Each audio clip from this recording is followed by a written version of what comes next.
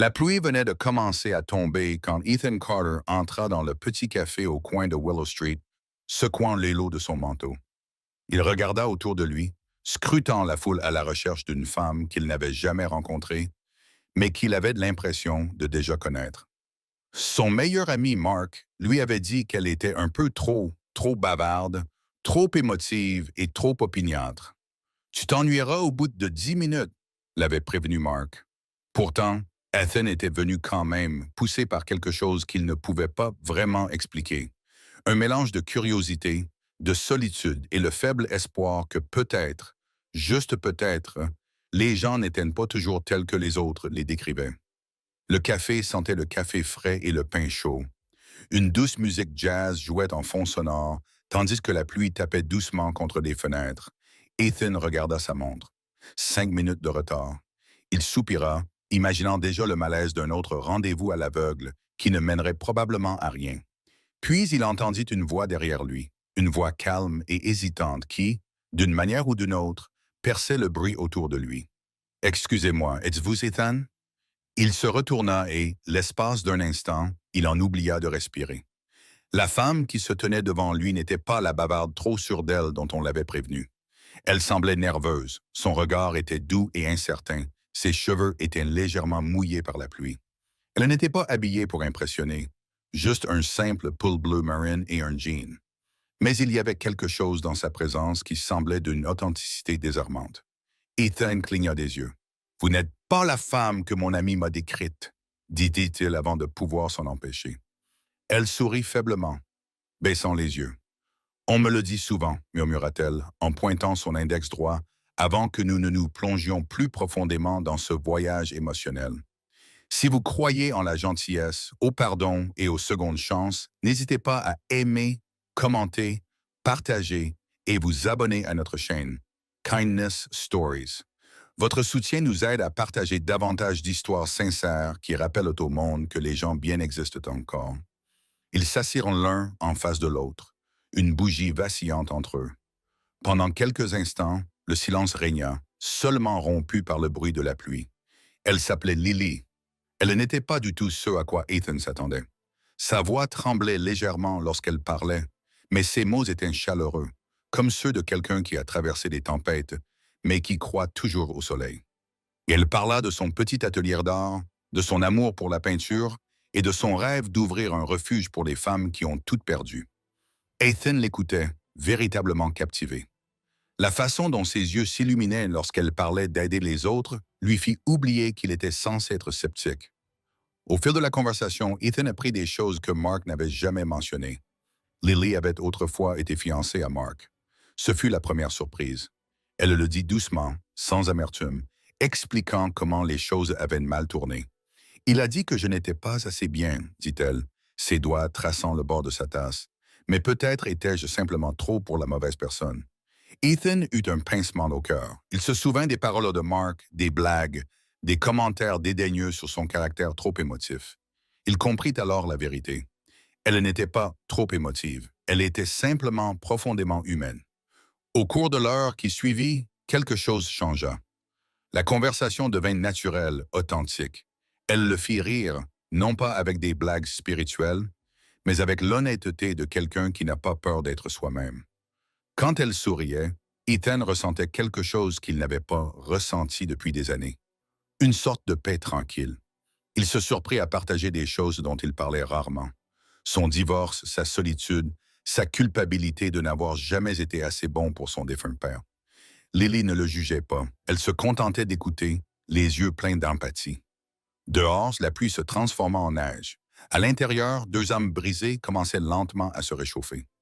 Plusieurs semaines passèrent après cette nuit-là, mais Ethan ne pouvait la sortir de son esprit. Il se disait que c'était de la curiosité, mais au fond de lui, il savait que c'était plus que cela. Un après-midi, il se rendit dans son atelier sous prétexte d'acheter un tableau. Sa petite boutique était nichée entre deux bâtiments abandonnés et semblait tout droit sorti d'un rêve. Les murs étaient recouverts de couleurs, les toiles murmuraient des histoires de douleur et d'espoir. Lily l'accueillit avec le même sourire timide, surprise mais heureuse de le voir. Au fil des semaines et des mois, ils commencèrent à se voir plus souvent. Parfois pour prendre un café, parfois pour faire de longues promenades au bord du lac. Il l'aidait à porter ses boîtes de peinture et elle le taquinait sur son sens des couleurs déplorables. Leur amitié s'épanouissait tranquillement, comme des fleurs printanières dans un sol oublié. Mais derrière son sourire, Ethan pouvait sentir une tristesse persistante.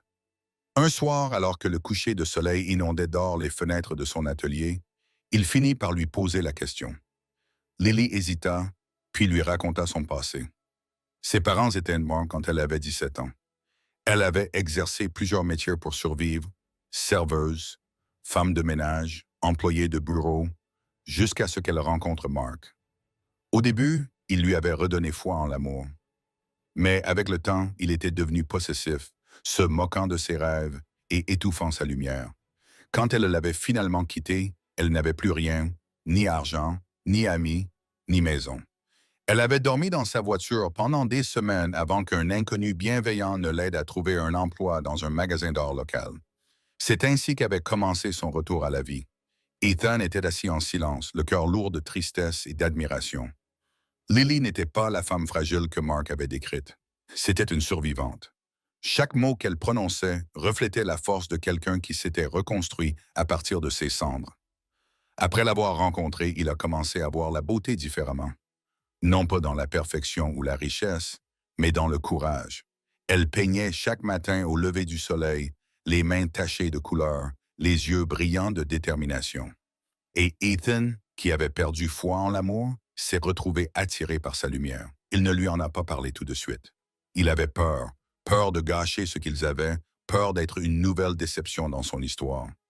Un soir froid, alors que la neige tombait devant son atelier, Lily s'est effondrée pendant qu'elle peignait. Ethan l'a emmenée d'urgence à l'hôpital, le cœur battant de peur. Le médecin a dit qu'elle avait négligé sa santé, qu'elle travaillait trop et mangeait à peine. Il s'est assis près de son lit, la regardant dormir, réalisant à quel point elle faisait désormais partie de son monde. À son réveil, ses yeux se remplirent de larmes, non pas parce qu'elle souffrait, mais parce que quelqu'un était resté à ses côtés. « Tu n'étais pas obligé, murmura-t-elle. « Je sais, répondit Ethan doucement, mais je le voulais. » À partir de ce jour, leur lien se renforça. Ethan commença à l'aider à gérer son atelier d'art, à réparer les cadres cassés, à livrer les tableaux et même à organiser des expositions caritatives pour les refuges locaux. Peu à peu, les gens commencèrent à remarquer son travail. Un journal a publié un article sur son histoire, celle d'une femme qui a transformé sa douleur en art et en compassion. Les dons ont afflué. Son rêve de refuge a commencé à prendre forme et Ethan l'a soutenu tout au long du processus. Mais juste au moment où tout semblait parfait, Mark est revenu. C'était un soir d'orage lorsqu'il est entré dans son studio, son manteau coûteux dégoulinant de pluie.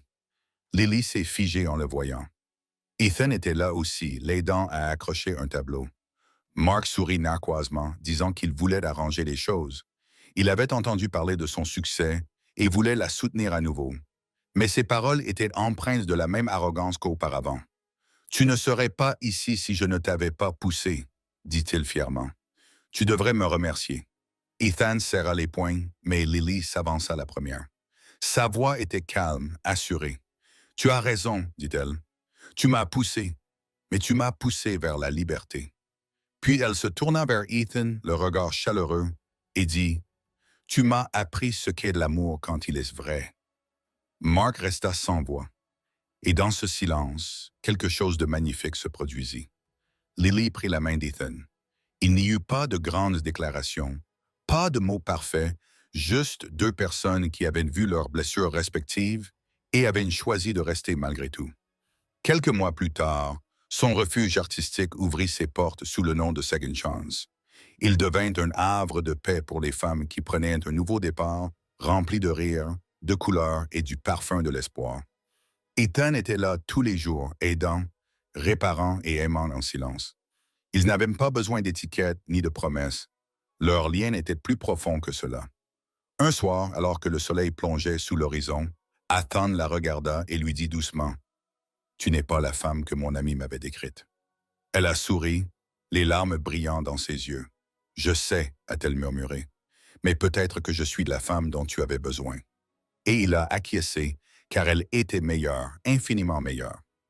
Red Heart, si cette histoire vous a touché, N'hésitez pas à liker, partager et vous abonner à notre chaîne Kindness Stories. Votre soutien nous aide à continuer à diffuser des histoires d'amour, de rédemption et de seconde chance. Avant de partir, dites-nous dans les commentaires si vous avez déjà rencontré quelqu'un qui s'est avéré être complètement différent et meilleur que ce à quoi vous vous attendiez. Alors que le dernier plan s'estompe, le rire de Lily résonne dans le studio. La preuve que parfois, les meilleures histoires d'amour commencent lorsque nous cessons de croire ce que les autres disent et que nous commençons à voir avec notre propre cœur